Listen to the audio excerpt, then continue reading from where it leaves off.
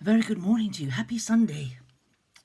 A bit dry this morning, so I drink to you with my water. Some of us have been on an amazing journey, haven't we, for almost a year. And it's been a joy, it is a joy, to search the scriptures together and ponder upon them each day. I hope you reread these 3 chapters and different verses will have spoken to you.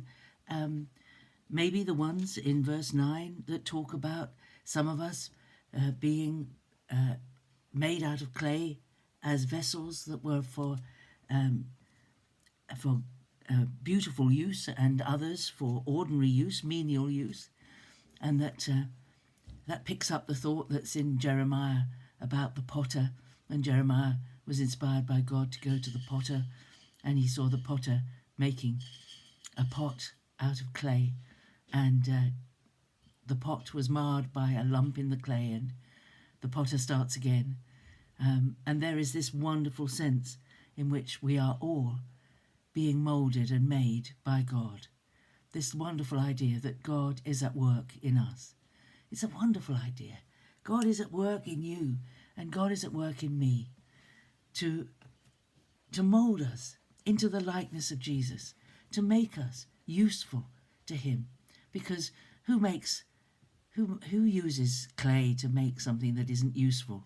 Well, you might if you're on that wonderful programme which Terry and I love watching, which is called the Great Pottery Throwdown. If you've not watched it, it's worth finding it and watching it. It's a lovely programme. It's one of these where they get people and they give them tasks to do in pottery, and then they judge the results. And sometimes they make things that are purely decorative, a likeness of a star, a pop star, or maybe a garden ornament. But quite often, the things that they're asked to make are sets of teacups or bowls, or maybe even crockery. I think one recent one was making a tureen and decorating it out of a particular kind of clay. And it's wonderful to watch them working with clay. I've never done pottery myself, but it's lovely to watch.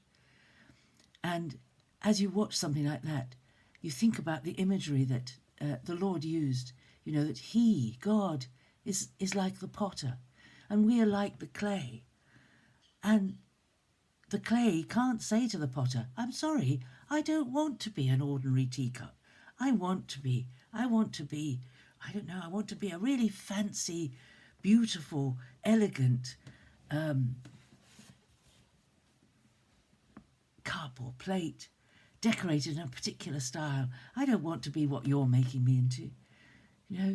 This is something to think about perhaps today.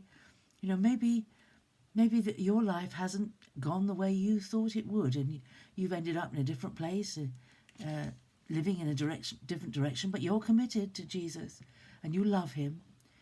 Well, the potter is working in you. He is at work in you. And as each day we say to him, Lord, what are you doing today? Can I be involved in what you're doing today? Let me be part of your work today. As we yield ourselves to him, it's a bit like us being the clay in the potter's hands, that the potter will make what he wants from us, and what he makes will be wonderful, will be exactly what he wants us to be. And he hasn't made mistakes.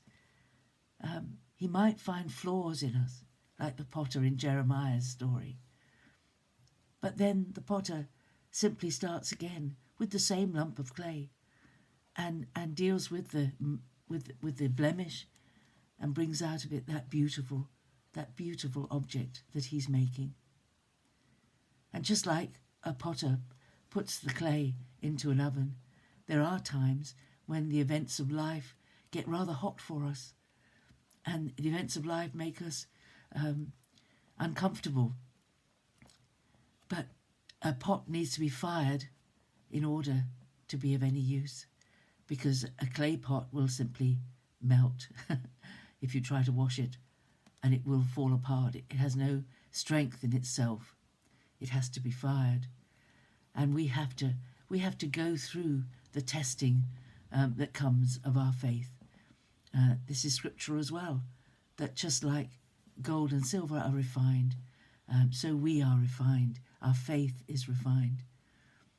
So think about the potter and the clay today, perhaps, and that's the little bit in Romans 9, verse 19. Who are you, a man, to answer back to God? Will what is moulded say to the moulder, why have you made me thus? Why has God made you the way he has? He hasn't made a mistake. He knows you. He knows the best use he can make of you.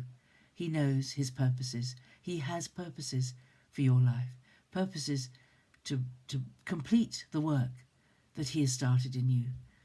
And we need to simply cooperate with him and thank him that he even bothers with this little lump of clay.